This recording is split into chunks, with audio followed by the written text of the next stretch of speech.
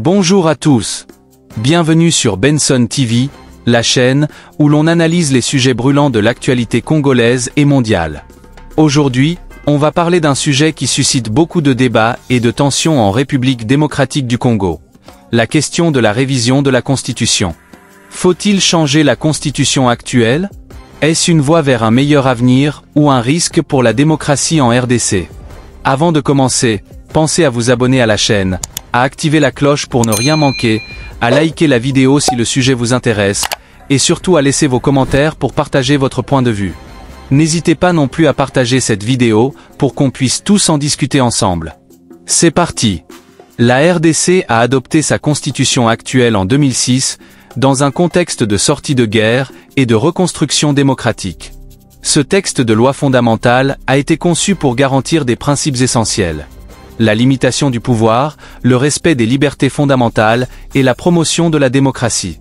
Parmi les articles les plus importants, celui qui limite le nombre de mandats présidentiels est au centre de l'attention, car il assure l'alternance au pouvoir.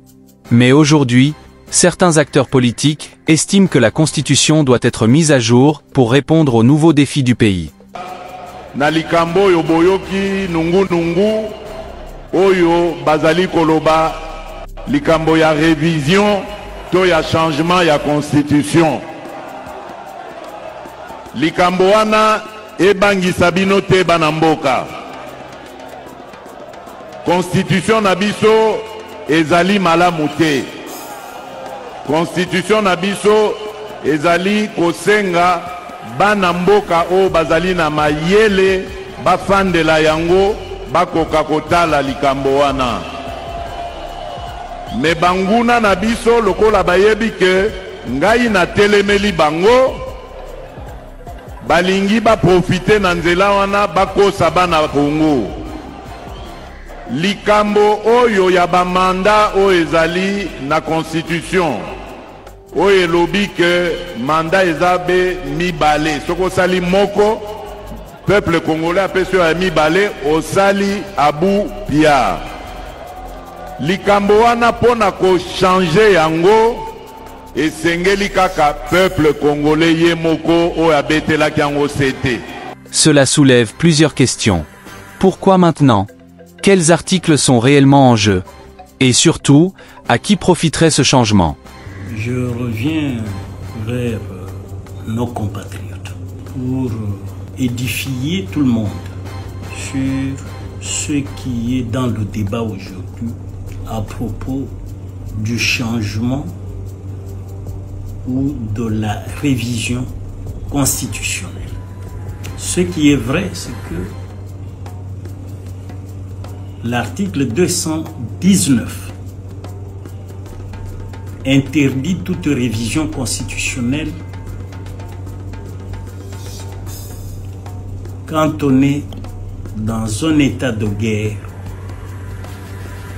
d'urgence ou de siège.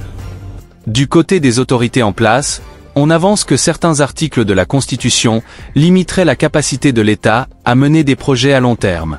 Les partisans du changement évoquent par exemple la modernisation de la gouvernance, l'optimisation de certaines institutions et la possibilité de mieux gérer les ressources nationales.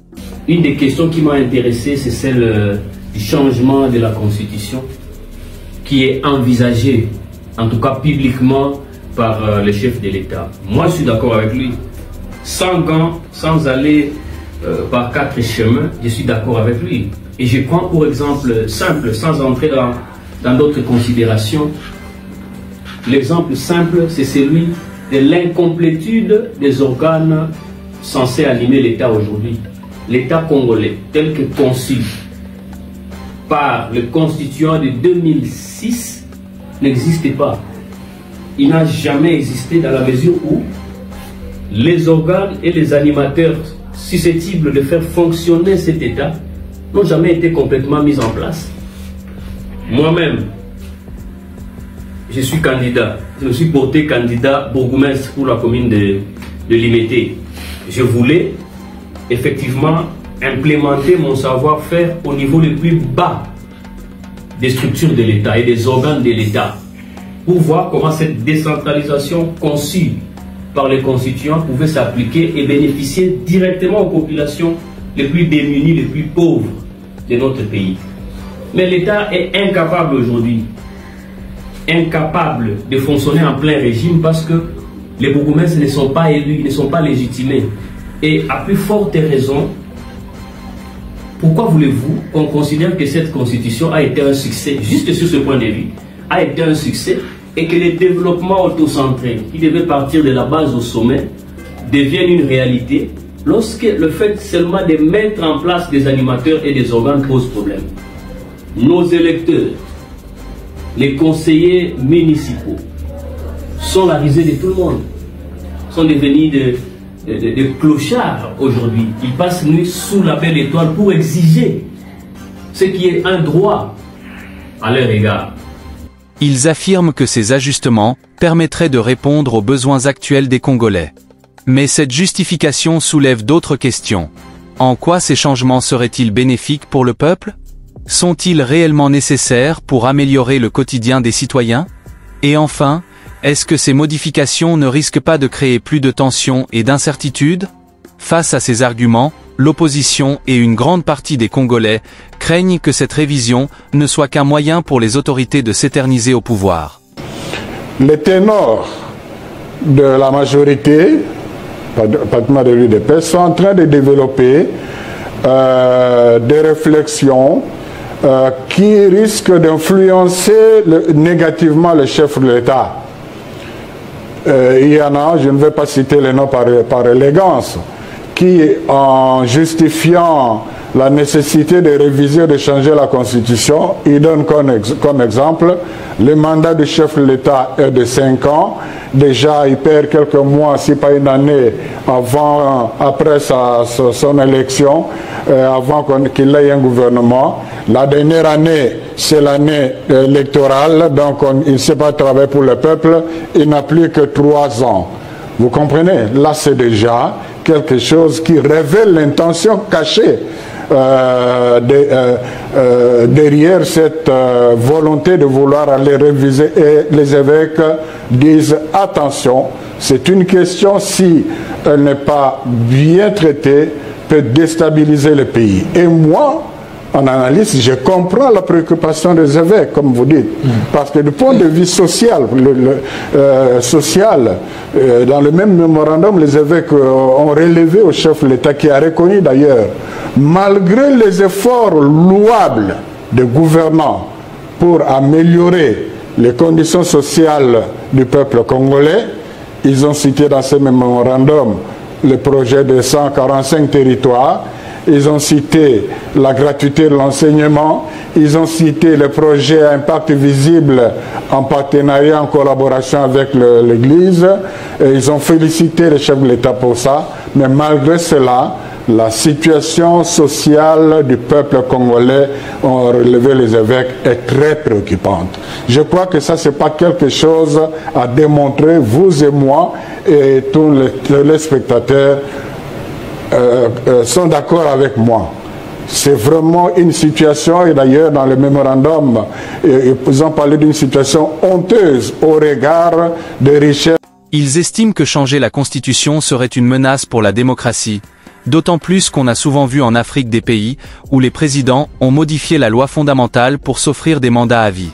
Pour eux, la Constitution de 2006 représente un acquis démocratique, et ils craignent que toute modification, surtout sur la limitation des mandats, n'ouvre la porte à une dérive autoritaire. Mais il est aussi important de poser la question suivante. Est-ce que l'opposition défend réellement la Constitution pour le bien du peuple ou pour ses propres intérêts politiques? Et au fond, qu'est-ce que le peuple congolais souhaite vraiment? Pour beaucoup de Congolais, la Constitution est un symbole de la stabilité démocratique. Ils sont attachés à l'idée d'alternance au pouvoir, qui garantit que personne ne peut rester en poste indéfiniment. Mais d'un autre côté, certains Congolais, fatigués par les crises répétitives et les promesses non tenues, pensent que le débat doit aller plus loin. Est-ce que notre Constitution nous permet vraiment de progresser en tant que nation? Est-ce qu'elle protège suffisamment nos ressources naturelles et assure l'accès aux droits de base? Il y a donc un enjeu de fond ici. La Constitution, c'est aussi une question de confiance entre les citoyens et leurs dirigeants. Une constitution doit refléter les aspirations de son peuple. Est-ce que le peuple congolais a été suffisamment consulté dans ce processus? Quelle serait la place des citoyens dans les discussions autour de ce potentiel changement? Pour finir, il est important de se poser des questions sur l'avenir de notre démocratie. Changer la Constitution pour moderniser l'État, est-ce réellement possible sans mettre en péril notre démocratie? Et dans un pays où les institutions sont encore fragiles, est-ce que cette révision pourrait mettre en danger notre stabilité? Il est crucial que tous les Congolais puissent s'exprimer sur ce sujet, car c'est leur avenir qui est en jeu. Que ce soit à travers des référendums, des consultations populaires, ou des débats ouverts, il est essentiel que la voix du peuple soit entendue. Voilà, c'était une présentation des différents points de vue et des enjeux autour de cette question sensible de la révision de la Constitution en RDC. Et vous, qu'en pensez-vous? Pensez-vous qu'il faut vraiment changer la Constitution pour le bien du pays? Ou bien, estimez-vous qu'il est essentiel de la préserver pour protéger notre démocratie? Laissez vos avis en commentaire, et surtout n'oubliez pas de vous abonner, de liker, et de partager cette vidéo pour que cette discussion soit la plus large possible. Merci à tous d'avoir suivi jusqu'ici, et à très bientôt pour une prochaine vidéo sur Benson TV.